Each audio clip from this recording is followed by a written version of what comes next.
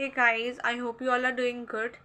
Um, in this video, we'll be talking about daughters who should be considered as a blessing and not a curse. Okay, so let's begin. Daughters are a blessing, not a curse. Female feticide is an evil to which almost no village in Punjab is a total stranger, but this dark secret has been kept under wraps for far too long. Only now that the sex issue has gone horribly wrong is the country waking up to its sheer inhumanity. Because of widespread desire for male issue, girls in the thousands have been sacrificed and continue to be sacrificed. Time for counseling is well past. Now it is time to wield the stick.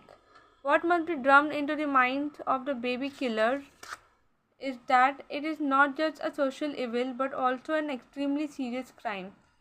There is need to go after not only the parents but also those who conspire with them to sniff out a life before it even begins. Take the sex determination test itself. It is a stiffly punishable crime. Yet it goes on because of the collusion or carelessness of officials.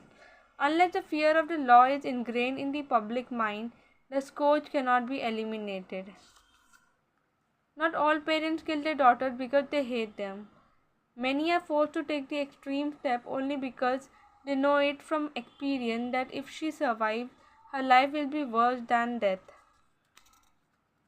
To that extent, all family members and relatives who give second grade treatment to a girl and everyone who demands dowry are encouraging feticide. At the same time, we must also go deep into the reasons for this fetish for a male issue. In many cases, it is because the parents are very insecure about the plight of their daughter. Once they know that the girls will not have to lead the lives of galley slaves like their mothers and grandmothers in the past, perhaps the social pressure of begetting only male heirs will lessen. Till that stage arrives, it is necessary to turn the heat on violators so much that they do not dare to cast an evil glance on a female child. Thank you.